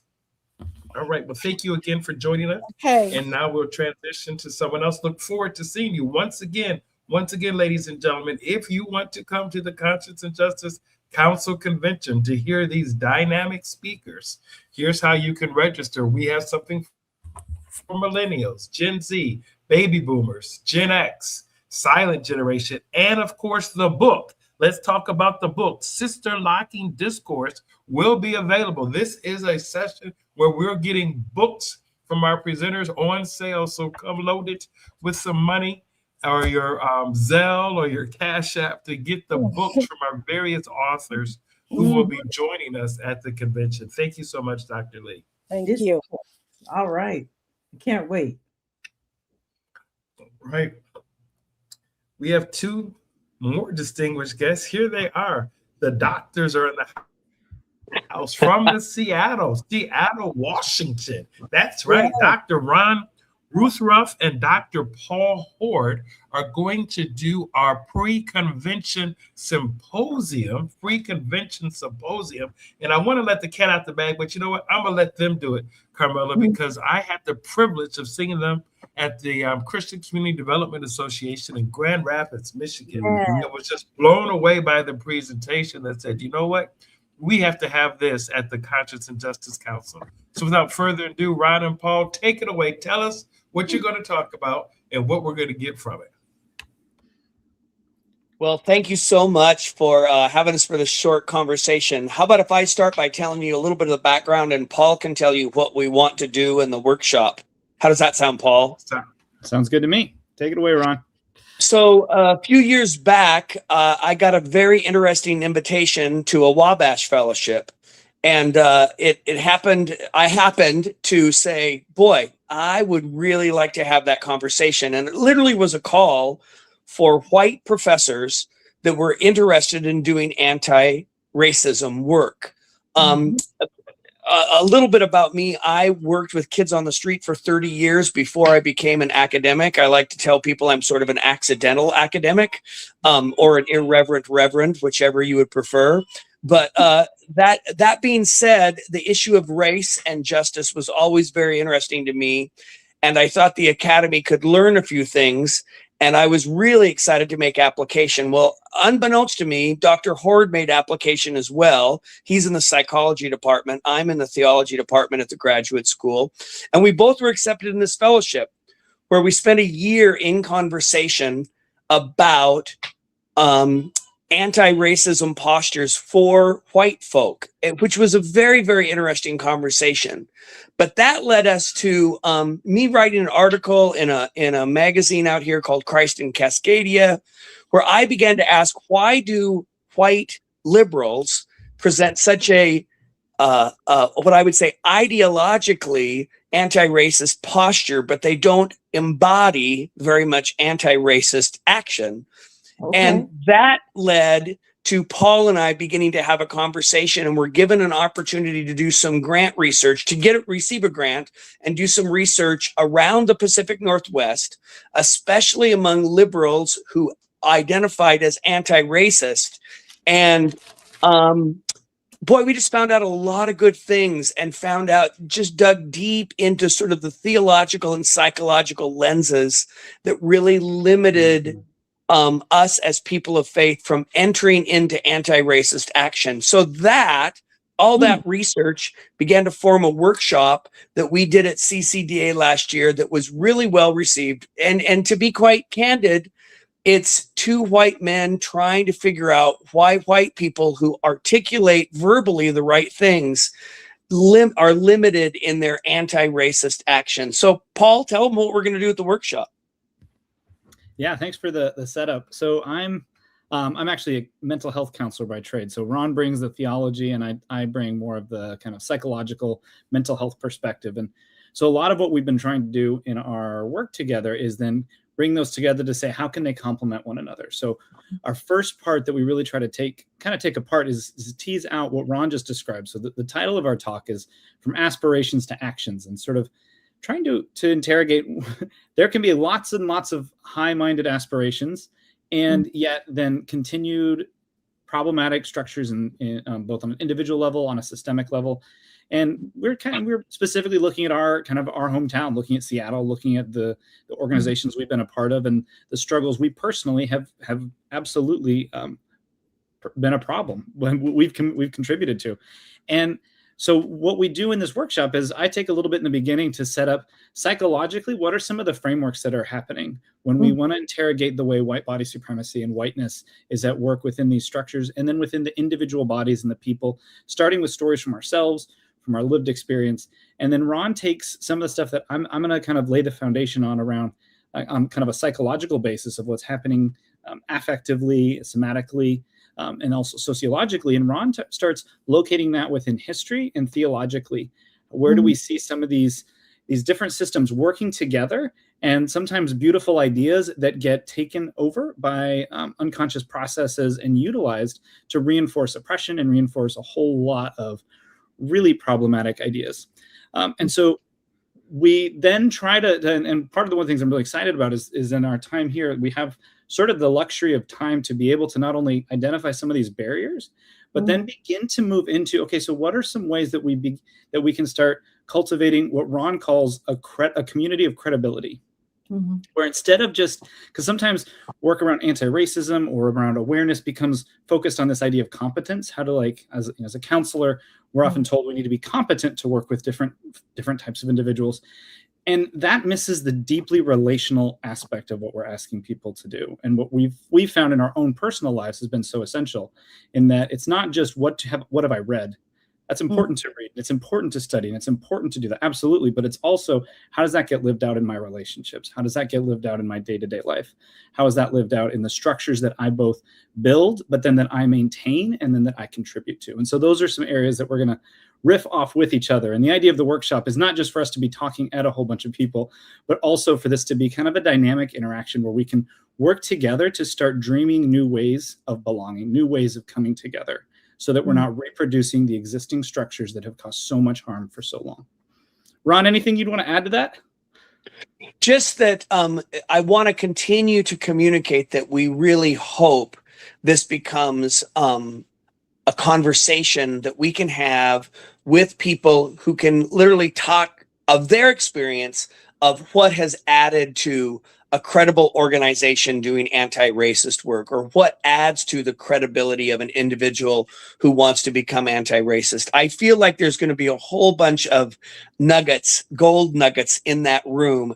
And we want to very humbly and very honestly, we want to continue to learn how we can be good advocates for diversity, equity, and inclusion, while still, you know, presenting ourselves as what I call the Trinitarian form of privilege, white, cisgender male. So how do we have a conversation that can add to our understanding of what it actually looks like to be credible? And once again, what Paul said is very true. I find the word competency really dangerous, because it communicates that we can arrive at a place and then we don't have any more work to do.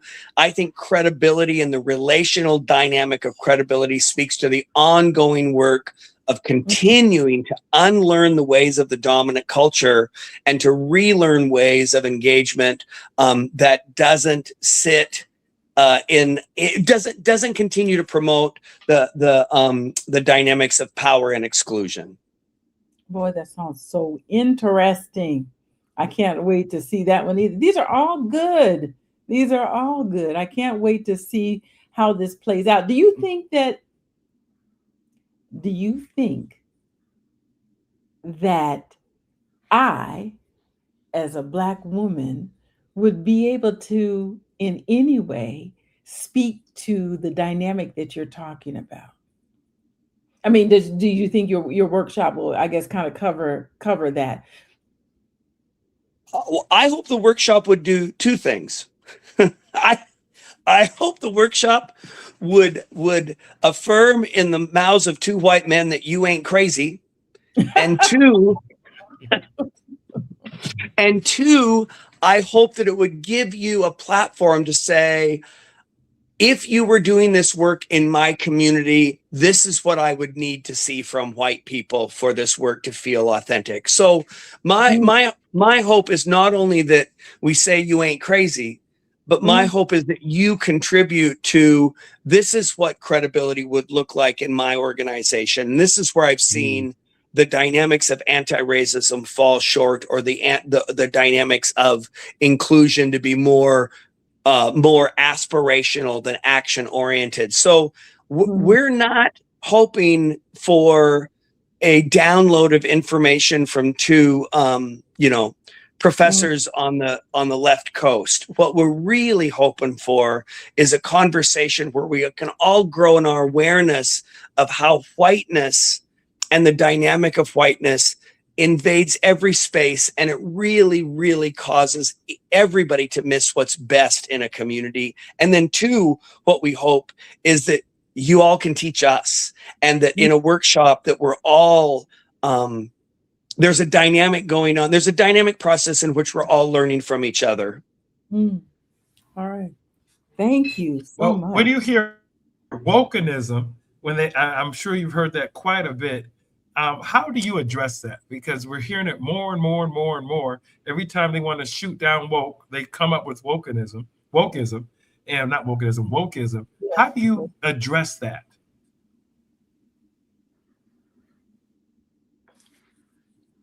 Paul, you want to speak to that, or do you want me to? I can say that a number of different ways. I think the label has changed over the decades as to what we're going to be against. We being whatever broad society, whatever person is talking. But the overall result is creating a group of people or an idea that is so threatening to my sense of who I am that I can rally those around me to fight against it. And what it does is create an in-group out of exclusion. And this is one of these mechanics we really want to interrogate and play with during the workshop. And one of the things I like to talk about is how sometimes that desire to feel like somebody you belong, to feel like you're a part of something, gets captured through the urge to then push somebody else out. If I feel like I don't belong, the easiest way to feel like I do is to find somebody that I can push out the door first. because then I must be in if I'm pushing somebody else out. And I think that's what that label of woke is doing. It's currently the label that we hear all the time used to say, now I don't have to worry about what that person is saying. I don't have to listen to it. I can plaster a label on them and then disappear. Instead of saying, hey, if we're, like, what happened to love? What does it mean to actually listen to other people? What if we can let go of things about like political labels and actually try to love our neighbor as ourselves? What if we actually claim to try to love others and love God? And can we all be just intensely interested in finding ways to love better? And I think that's really what, for me, it comes down to, is that regardless of the label, because those are often created to separate and to distinguish and so that I can feel like I belong, I'll create a label for those that don't and then make sure that they're pushed out. Yeah. And that label has taken many different forms over the years. And I think right now that's one of those political labels. And so, I mean, calling somebody woke suddenly, brings in a whole bunch of associations that may have nothing to do with the person and may be different person to person, but it's so often used as a way to hide, as a way to distance. And it also, it becomes, I understand the more conservative critique of that label, because I think they find, and this is what they intuitively know, that it almost becomes its own form of a defense. And that defense becomes really problematic in being introspective. And I would just say this about wokeism. I think that anytime you, I think that the dynamic of sort of white exceptionalism becomes really, really dangerous ground for wokeism to sort of nurture itself in, that it's one more form of you being able to present that you're exceptional. And this is where I want to go in the workshop. I think there's actually theological roots of that, especially through the Reformation, that are really problematic. I think we've conflated the term exceptionalism with biblical categories of chosenness and election, and we've misread what the intention of those theological categories are. And that has led us to all of these manifestations that don't literally reorganize the majority-minority dynamic that becomes really problematic in an intercultural conversation. Mm-hmm. That is powerful. Once again, we will have the doctors in the house, Ron Bruthruff and Dr. Paul Hord, for our pre-convention symposium that starts 9:00 a.m. Thursday, September 17th at our hotel, Crown Plaza in Philadelphia, King of Prussia area. So once again, thank you, gentlemen, for being with us this evening. And we look forward to seeing you in about 3 weeks. Thank you again. Once again, you can Thank you so much for having us. Thank you. Look forward to seeing you. Bye-bye. Let's do. Bye-bye. Bye.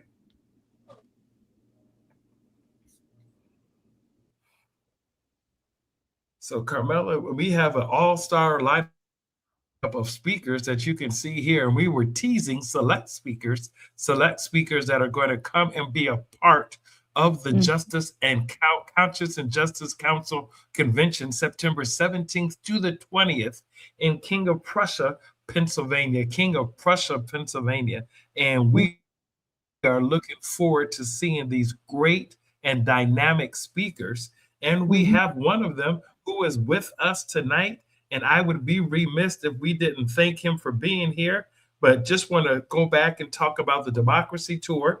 September 16th, if you're coming in town, we'll be going by Independence Halls, the Liberty Bell, the National Constitution Center, the Reading Terminal Market, the President's House, and Mother Bethel. So this will be the pre-convention Democracy Tour that you can do Wednesday, September 16th. And the last one, what we just covered was the pre-convention symposium with Dr. Paul Hord and Dr. Ron Bruthruff.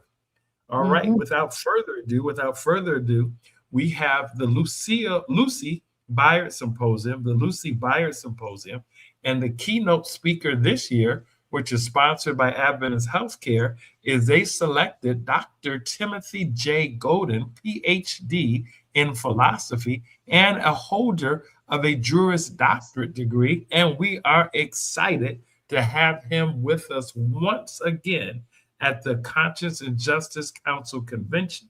Tim, welcome to the broadcast, and tease us about your presentation.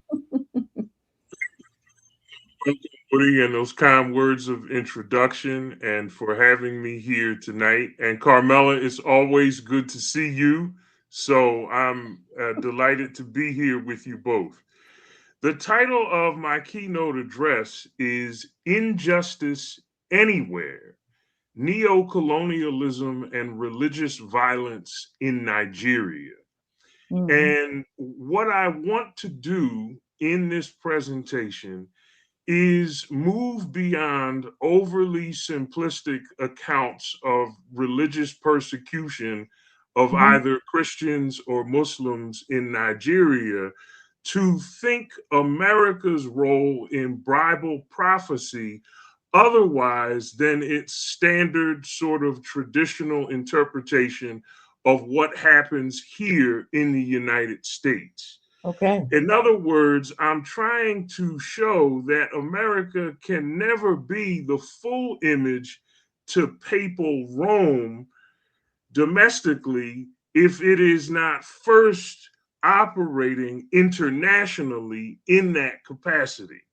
And so through the political theorist, the African political theorist, Akile Mbembe's work in both the critique of Black reason and necropolitics, I want to argue that neo-colonialism is a spiritual and moral condition. That is, there is a political theology of neo-colonialism that is obsessed with form and external appearance while promoting internal instability and chaos. And that is precisely what has happened to African nations like Nigeria, who, because of their oil reserves, have given the United States a very interesting geopolitical position in Africa.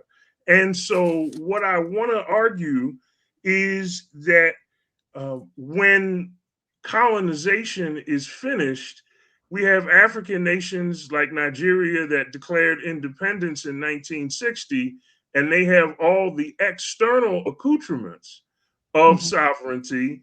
They have borders, they have an anthem, they have a flag, they have a government, but inwardly the countries are a shambles. And this is to the benefit of Western imperial nations like the United States, whose interest is to keep the domestic chaos alive long enough for them to manipulate the oil reserves and take from Nigerian countries like Africa.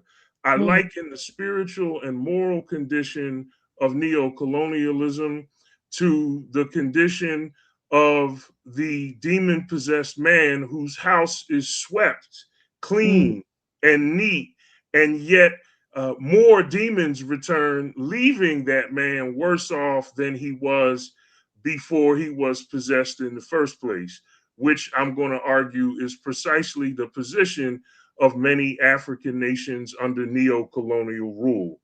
One of the upshots of this presentation is to connect the people, specifically to connect the Black people in the United States, African Americans, with Africans, not only in Nigeria, but abroad, in the interest of overcoming petty differences about worship styles and getting Africans and African Americans to behold a common enemy, a common force that is manipulating both of them in the interest of world domination.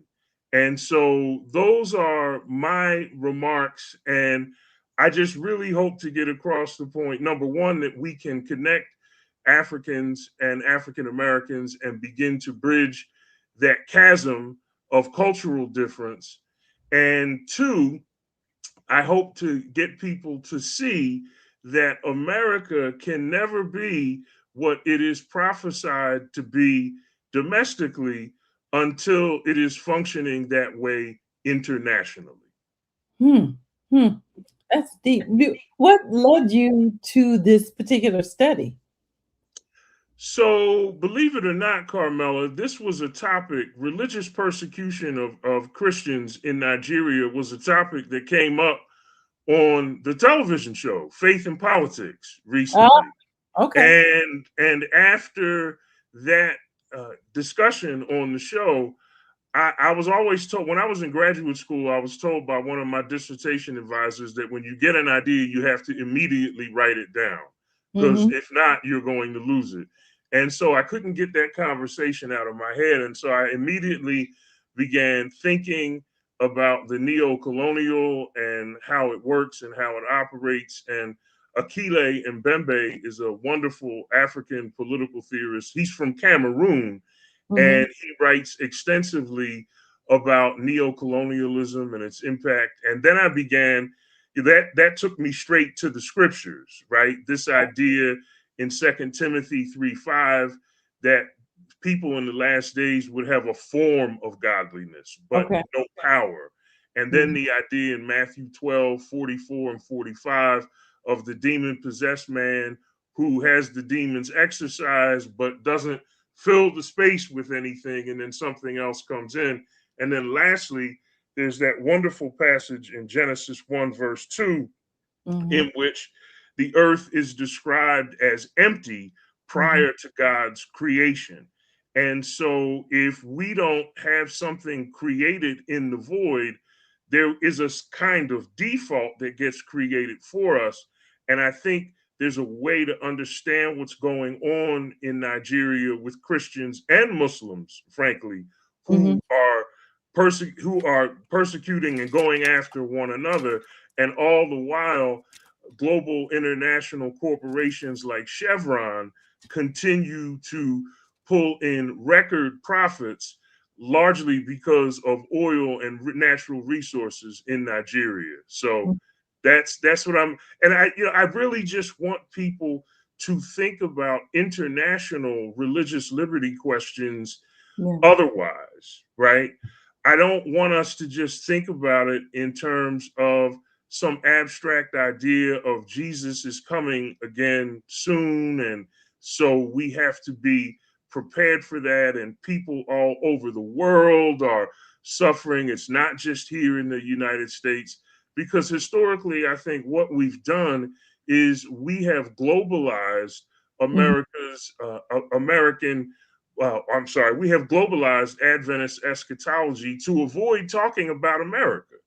And we've often done that either because of a Christian nationalism Mm-hmm. or because we have a tendency to read Revelation 13 and defer America's role in prophecy to future events like a national Sunday law in a Mm-hmm. kind of inauthentic way rather than honestly engage America's history, in which it becomes clear that America's role in Bible prophecy is not a future event, but a current and historical condition, a Mm-hmm. condition of political and religious hypocrisy.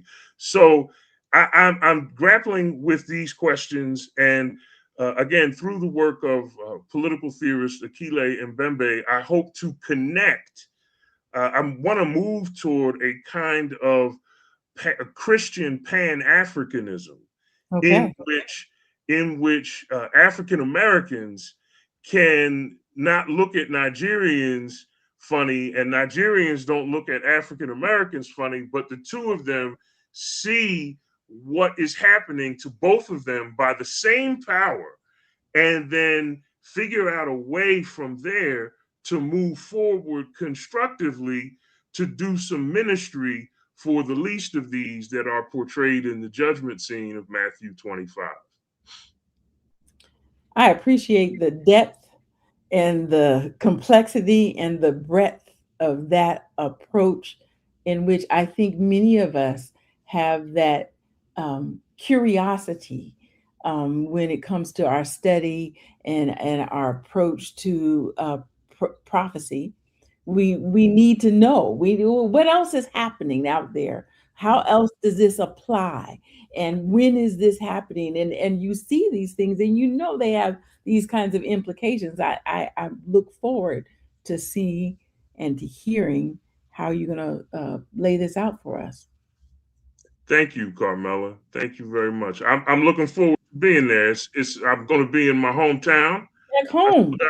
I still got some family over there, so I get to see my sister and my nieces, and it's going to be a good time. And I'm always so grateful to Woody for his leadership with the CJC and the wonderful work that he's done. So, Woody, I can't wait to get there. And even though you're a Dallas Cowboys fan, I'm going to give you a big hug anyway.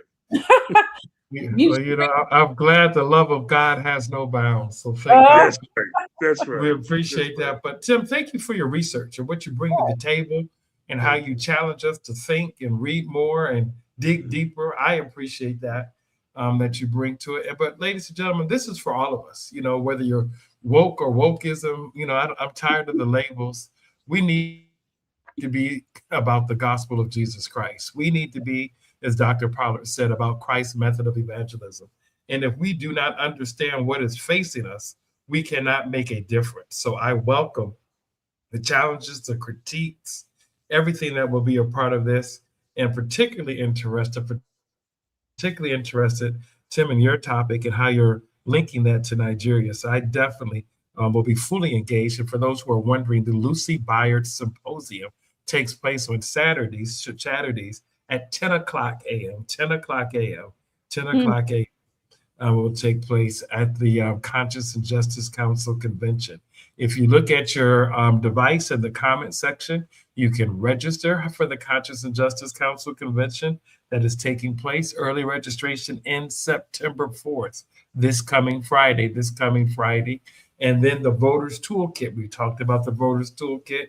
Shout out to my brothers, Pastor Deblier Snell, Breath of Life Television Ministries, Pastor Roger Bernard, Office of Regional Conference Ministries, Carmela Monk Crawford, editor of Message Magazine, and Dr. Jesse Wilson, who is the executive director of the Bradford Cleveland Brooks Leadership Center, as well as the Pastor Evangelism Leadership Council. So appreciate our brothers with regards to that. The Voters Toolkit is at cjccouncil.org, and you can click on Our Votes Matter and get all of that information so that every time you have an event at your church or organization, you can check to see if people are registered, or you can verify their registration or register them on the spot. So take a look at that information. Take a look at the cheat sheet, because we're using vote411.org from the League of Women's Voters to be engaged. Once again, we don't tell people who to vote for. We don't ask people who they're voting for, but we encourage them to vote and to ensure democracy, because simply our votes matter. Carmela, anything closing comments you would like to provide before we close out? No, thank you for the opportunity to be here in this very eye-opening conversation today. We had some really good information, and it's always good to see my friend Tim. Carmela, it's always good to see you too. If I could just close with one last point, Woody and Carmela, I really want to encourage the people of color, in particular African Americans in church, to not be afraid of terms like Pan-Africanism and Black nationalism, because although we have a tendency to associate these terms with the Black Muslim movement of the 20th century, the historical reality is that Black nationalism and Pan-Africanism are 19th century movements that were often grounded in Christian ideas that came from Black intellectuals like Alexander Crummell, Louis Woodson, and Henry Highland Garnett. So don't let Black nationalism and Pan-Africanism make you think that you have to renounce your Christianity. These ideas began in Black Christian churches. So I just wanted to make that point. Oh, you're going to school us when we get there. I can't wait. And I'm going to ask you one. Hi, I'm Dr. Heidi Olson. Go ahead. roll it. No, go ahead. Go ahead and finish. No, I'm fine. I was going to ask him about that art on his wall behind him with the big F on the bottom, but Oh, that's the Emancipation Proclamation that I have framed, and then on the other side of it is the Bill of Rights, and right underneath the Bill of Rights is a picture of Charles Hamilton Hughes, and in the middle is a lithograph of Deuteronomy 16:20, justice, justice shalt thou pursue. Those are my marching orders. all So right. I know when I come to my home office to sit down and work, I don't have any time to play around. You can't play around. Got to be Thank you. serious. Nice to see you, Tim. Yes, Carmela, always good to see you too. Woody, thank All you, right, man. thank you. Appreciate you. Take care. Yes, sir. All right, Carmela, we have a promo for Bossy Wives that I want to share at this time. I'm so excited to be participating in the Conscience and Justice Council that will be held this fall in Philadelphia. My address for the conference is Bossy Wives and Preaching Women, and will explore the impact of the historic fundamentalist movement on the women's rights movement and how these two groups existed in conversation with each other in the United States. And in our discussion afterwards, we will be expanding beyond the turn of the 20th century America to explore how fundamentalism has interacted with women's rights throughout the centuries. I'm so excited about this conversation that we'll be having, and I hope you join us.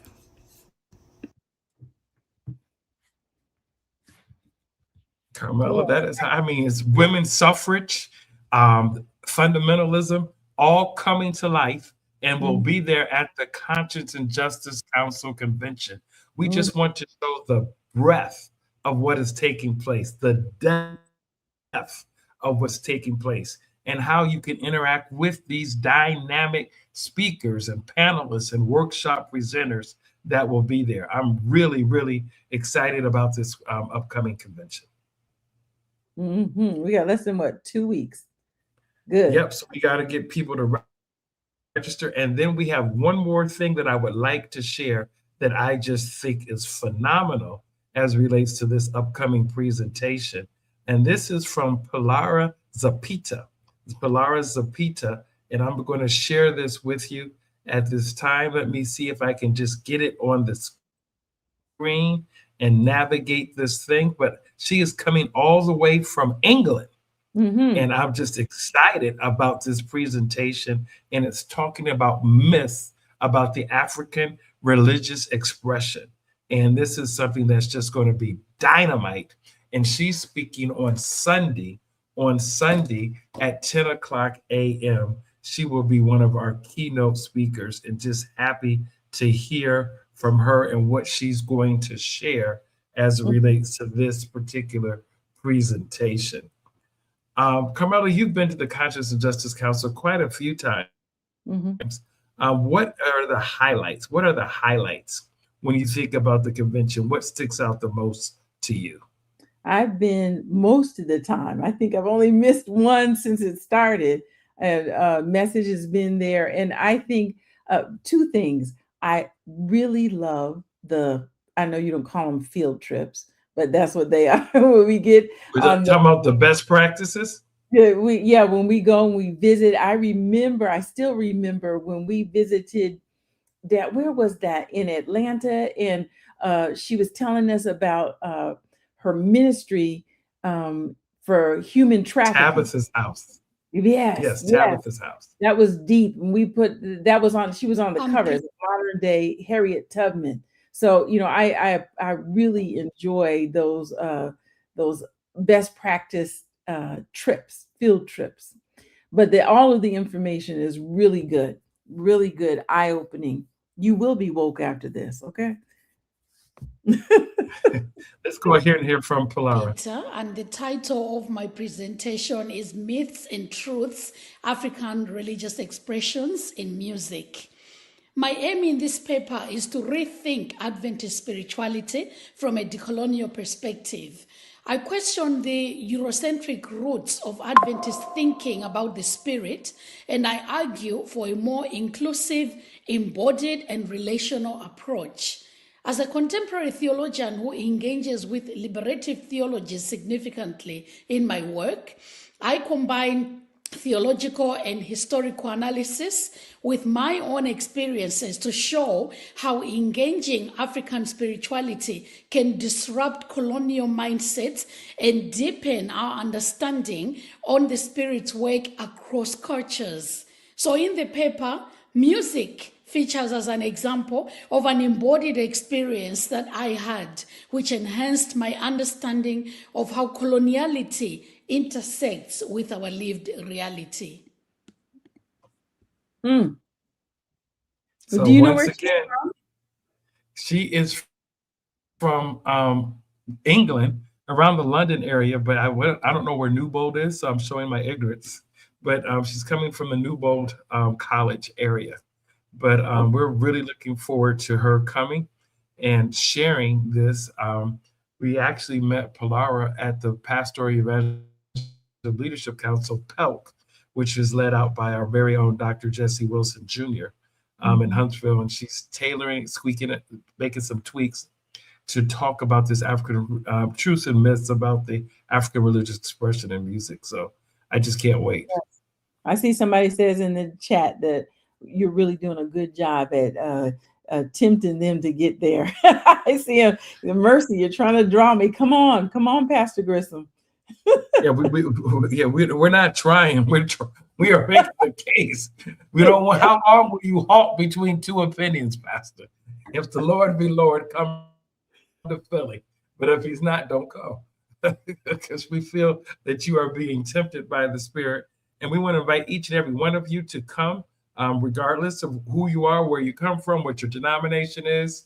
We want you to be there. This convention is for those 18 and older, to come out to the convention. So very excited about what's going to take place, and want to encourage you once again to do two things. Participate in the Conscience and Justice Convention. And guess what? There's a virtual. If you can't come in person, come virtually. Come virtually and be a part of this broadcast. Come virtually. One of our speakers has just shared that he is excited.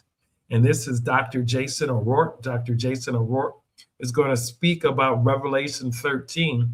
And he's asking the question, is it a two-horned beast, or a unicorn? Is it a two-horned beast or a unicorn?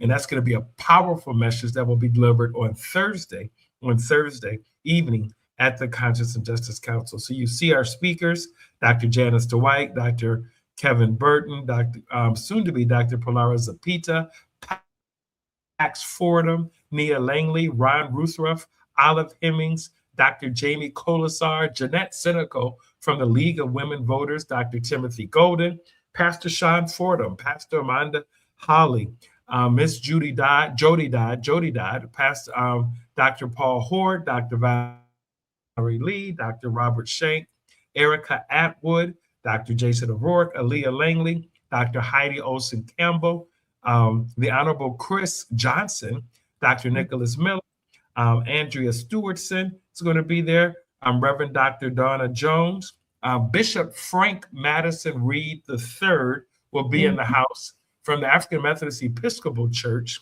and he was one of their leaders of their social justice ministry, a phenomenal speaker who will be breaking the word of life on Friday. If you have not heard Bishop Reed, I would encourage you to Google him and see for yourself about this anointed man of God that will be with us Friday evening. Dr. Audra Savage, Bettina Krause will be there, Don Chavoy, Orlin Johnson, our very own NAD Parle director, Erica Keith, Dr. Douglas Morgan, and of course, the Godfather himself, the legendary pastor, Nick Talaferro. So really, really happy to be there. Do we believe in the three angels message? Of course we believe in the three angels message. It's always been about the gospel. So if you're asking questions, why don't you come and join and see for yourself about what the Conscience and Justice Council Convention is all about, where we believe in the gospel of Jesus Christ, we believe in its redemptive value, and we're inclusive, not exclusive, when it comes to the gospel of Jesus Christ. So once again, thank you so much for joining us tonight. We want to encourage you to not forget to vote and go to Our Votes Matter. Once again, cjcouncil.org.